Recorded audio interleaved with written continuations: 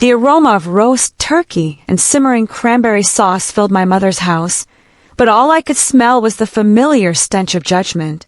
Another Mitchell family Thanksgiving, another round of subtle and not-so-subtle digs at my life choices. "Look who finally made it," my sister Amanda announced as I hung my coat. "Must be hard getting away from your little, what do you call it, boutique?" "It's called the Corner Shop," I replied, keeping my voice neutral. The name had been deliberately chosen for its modesty, a perfect cover for what lay beneath. The living room was a showcase of what my family considered success. Mom's executive awards from Harrison Corporation lined the walls, Dad's golf trophies gleamed in their cabinet, Amanda's law degree and partner certificate held pride of place above the fireplace. And then there was me, Emily Mitchell, owner of what they thought was just a small vintage clothing store in downtown Portland. "Emily's here," Mom called from the kitchen. "I thought you'd be too busy with your Black Friday sale. Isn't that a big day for shops like yours?" The way she said, "shops like yours," made it sound like I was running a back alley operation instead of what was actually the flagship store of my retail empire. "I managed to get away," I said, following her voice to the kitchen. "The staff can handle things." Mom stood at the counter, perfectly coiffed, even while cooking, her CEO persona never slipping. "Staff? You mean that college kid you hired?" If she only knew that staff meant my team of 500 corporate employees and over 10,000 retail workers across the country. But that was the beauty of my plan, none of them knew. "Something like that," I murmured, reaching for a wine glass. "Well," she sighed, "at least you're doing something, even if it's not quite what we expected from a Stanford MBA. Yes, my Stanford MBA, the one they'd all assumed would lead me straight to corporate success like Mom or professional prestige like Amanda. Instead, I'd used it to build something they couldn't even comprehend. Speaking of expectations, Amanda chimed in, swirling her wine. "Did you hear about Mom's big news? Harrison is expanding again. They're acquiring smaller retail chains left and right." I took a long sip of wine to hide my smile. Harrison Corporation, where Mom had been CEO for the past decade, the company that was about to get the surprise of its corporate life. "That's wonderful, Mom," I said. "Any specific acquisitions in mind?" "Oh, you wouldn't know them, dear," Mom dismissed with a wave. "Major retail chains, not little boutiques. Though I suppose that's more your speed these days." The doorbell rang, announcing more arrivals. Soon the house was full of relatives, each carrying their own weight in accomplishments and condescension. "Still running that tiny store?" Uncle Robert asked during appetizers. "You know, I have some contacts in real estate if you're ready for a real job." "Thanks, but I'm happy where I am." "Happy?" Aunt Linda scoffed. "Sweetheart, you're wasting your potential. Your mother runs Harrison Corporation for heaven's sake, and you're playing shop owner." Playing shop owner. If they only knew that while they were busy looking down their noses at my tiny store, I'd built Cornerstone Retail Group into one of the largest private retail corporations in the country. The corner shop was just the visible tip of a very large, very profitable iceberg. "Leave her alone," Mom said, but her tone made it clear she agreed with them. Not everyone is cut out for corporate success. I checked my watch discreetly. By now, the papers would have been delivered to Harrison's board members. Mom's phone should be ringing any minute. Right on cue, her cell phone buzzed. She glanced at it, frowned, and excused herself to take the call in her study. "Probably another acquisition," Amanda said proudly. "Mom's been buying up companies left and right." I smiled into my wine glass. "Actually, I think this call might be a little different." The words had barely left my mouth when Mom's voice exploded from the study. "What do you mean hostile takeover?" The room fell silent. Even the football game on TV seemed to quiet down. "Should someone check on her?" Aunt Linda asked nervously. "Give her a minute," I said calmly, taking another sip of wine. "I'm sure she'll want to share the news with everyone." The study door flew open. Mom stood there, face flushed, clutching her phone like a lifeline. "This has to be a mistake," she was saying into it. "Cornerstone Retail Group? I've never even heard of them." Now it was my turn to smile. "Actually, Mom, you have. You just knew them by a different name. All eyes turned to me as I reached into my bag and pulled out a folder identical to the one that had just been delivered to Harrison's board members. You see, I continued, laying out the documents on the dinner table. Cornerstone Retail Group started with one small vintage clothing store, a tiny boutique that everyone dismissed as insignificant. Mom's face went from red to white as she approached the table, staring at the papers with disbelief. "No," she whispered. "This isn't possible. The corner shop was just the beginning," I explained, my voice carrying in the stunned silence.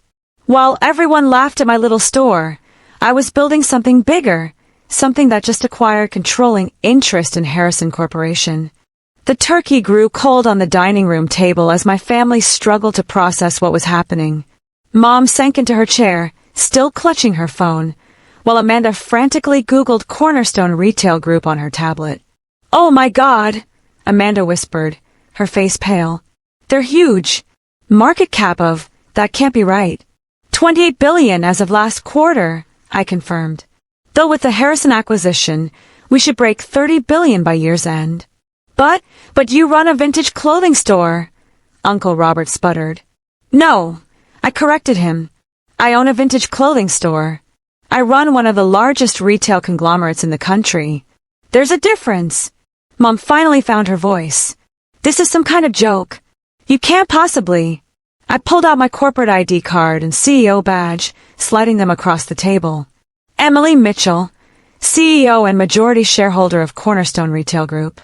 The tiny store you've all been mocking. It's just where I go to remember how this all started. All this time," Aunt Linda breathed. "All those holiday dinners where you made fun of my little shop, where you told me I was wasting my potential. Yes, I remember each one. I kept my voice level professional. Every time you laughed at my playing shop owner, I was closing another acquisition, building something bigger than Harrison could ever dream of being." Amanda was still scrolling through her tablet.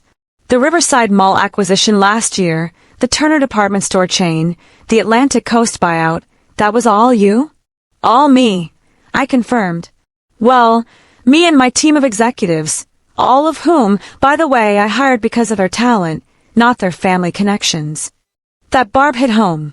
Everyone knew Amanda had gotten her law firm partnership through Dad's golf club connections. "Why didn't you tell us?"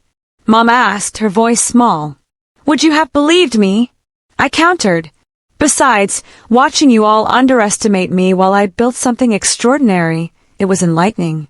Showed me exactly who you all really are." The doorbell rang, making everyone jump. Through the front window, we could see several news vans pulling up. "That would be the press," I said, checking my watch. "The acquisition goes public in about 5 minutes. Mom, you might want to fix your makeup before the cameras start rolling." "The press," she whispered. But what do I say?" "Don't worry," I assured her, pulling out a press release. "Our PR team has prepared a statement. Something about exciting synergies and mutual growth opportunities, the usual corporate speak." Dad, who had been unusually quiet, finally spoke up. "All those times you said you were too busy for family events because of inventory." "Board meetings," I corrected. "Merger negotiations. International expansion planning. Though yes, sometimes I was actually doing inventory at the corner shop. It keeps me grounded, reminds me where I started." The first camera crews were setting up on the front lawn. Through the window, I could see reporters checking their microphones. "I have to say," I continued, gathering my documents, "this isn't quite how I planned to spend Thanksgiving. I was going to wait until Christmas to announce the takeover, but when I heard about Mom's latest expansion plans..." I shrugged. Sometimes opportunity knocks early. "What happens now?" Mom asked, her CEO mask cracking further. Now you have 2 choices. You can fight the takeover, though our legal team is quite confident about our position, or you can accept a very generous transition package, including, of course, a seat on our board." "A seat on your board?" she repeated incredulously. "You're offering me a seat on your board?"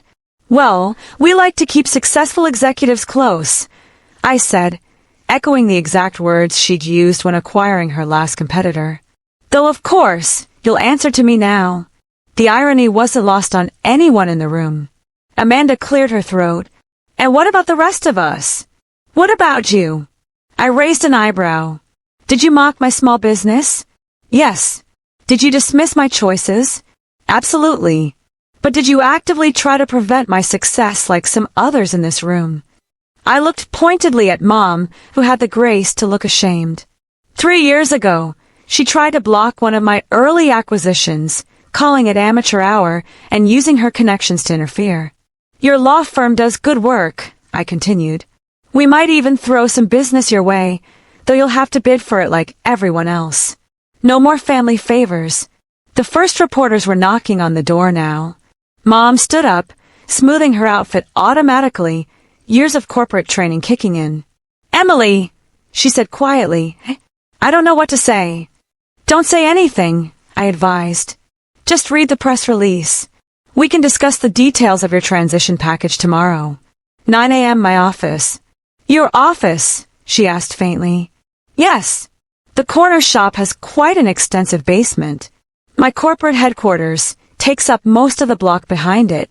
You've probably walked past it dozens of times without realizing. The knocking grew more insistent.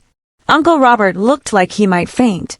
Aunt Linda couldn't stop staring at her phone, probably watching our stock price climb as the news started to leak. One more thing, I said, heading for the back door. Mom, you might want to update that family photo wall. Your newest board member should probably have a picture up there. You're leaving? Amanda asked.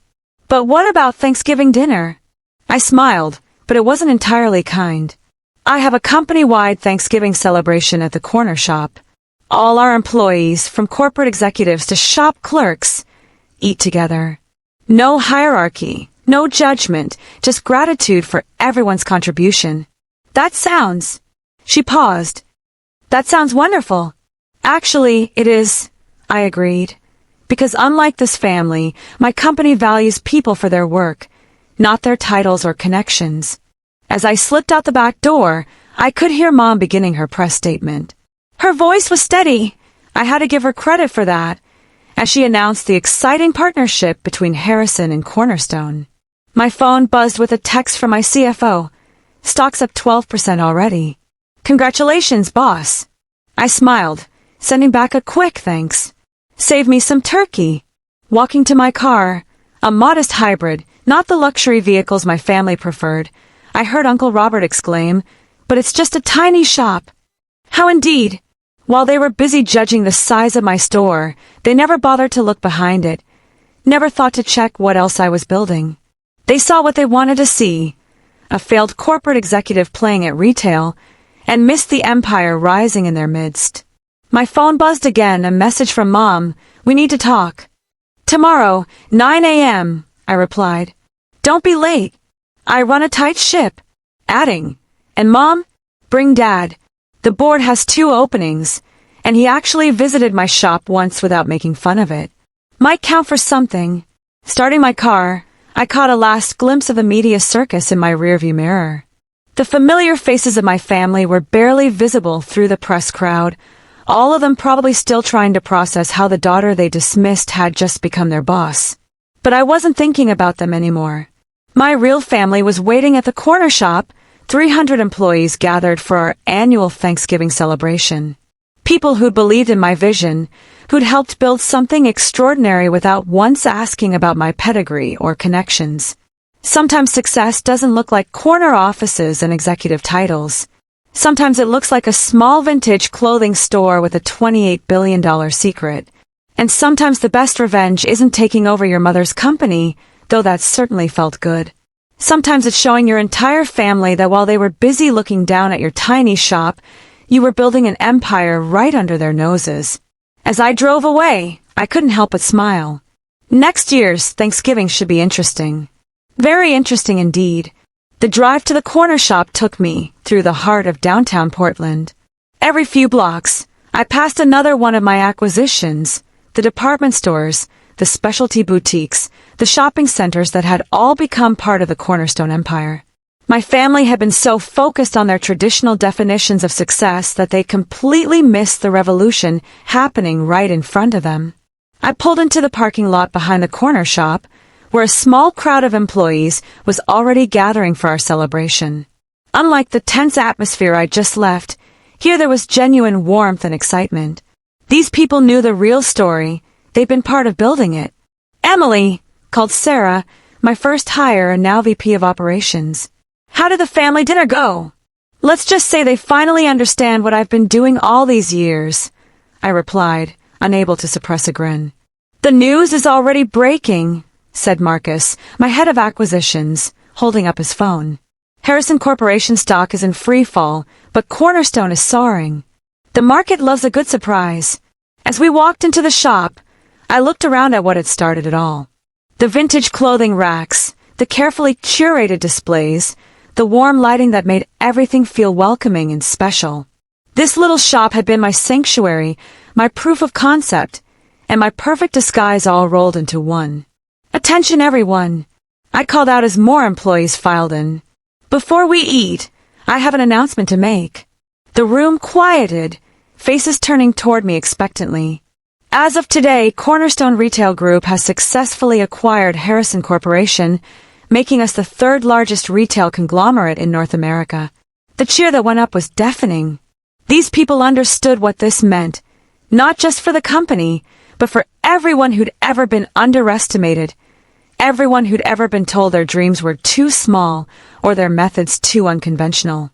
"But more importantly," I continued as the noise died down, "this is proof that success isn't about where you start or what people expect of you. It's about what you build, brick by brick, day by day, with people who believe in your vision." My phone buzzed again. Another message from Mom. "The reporters want to know about your background." What should I tell them? I typed back. Tell them the truth. That sometimes the most powerful people are the ones nobody sees coming. As we sat down to dinner, corporate executives next to shop clerks, marketing directors beside warehouse workers, I reflected on the journey that had brought us here. 5 years ago, when I'd first opened the corner shop, my family had seen it as a step backward, a waste of my education and potential. They'd been so wrong. "So what's next?" asked Jennifer, our head of e-commerce. "Now that we've conquered retail, what's the next frontier?" I smiled, looking around at the faces of the people who'd helped build this empire. "Whatever we want it to be. The beauty of proving everyone wrong is that you get to define what success looks like." As the evening wore on, I received updates from our PR team about the media coverage. The story was spreading quickly.